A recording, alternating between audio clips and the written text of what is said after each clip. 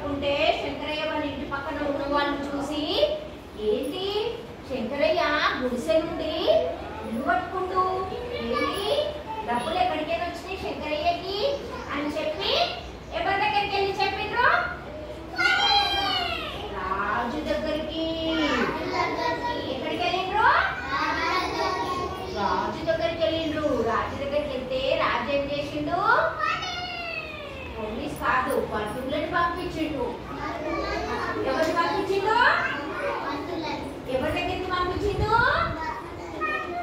ఎవరి దగ్గరికి పంపించిండు భటులని? Very good. ఎవరింటికి పంపించిండు భటులని రాజు? శంకరయ్య ఇంటికి. శంకరయ్య శంకరయ్య నీ దగ్గర ఇన్ని డబ్బులు ఎక్కడివి?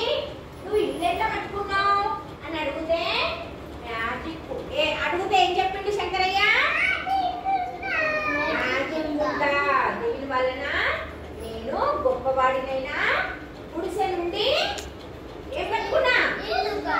ఇల్లు కట్టుకున్నా అని చెప్తే సరే అని ఈ కుండని బట్టలు తీసుకొని ఎవరికి ఇచ్చిండ్రు?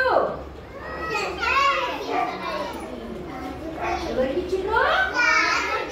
రాజుగారికి ఇచ్చిండ్రు. రాజుగారికి ఇస్తే రాజుగారు ఏం చేసిండ్రు? శంకరయ్య చెప్పింది నిజమా అబద్ధమా అని ఏం చేసిండ్రు? శంకరయ్య రాజు ఏం చేసిండు?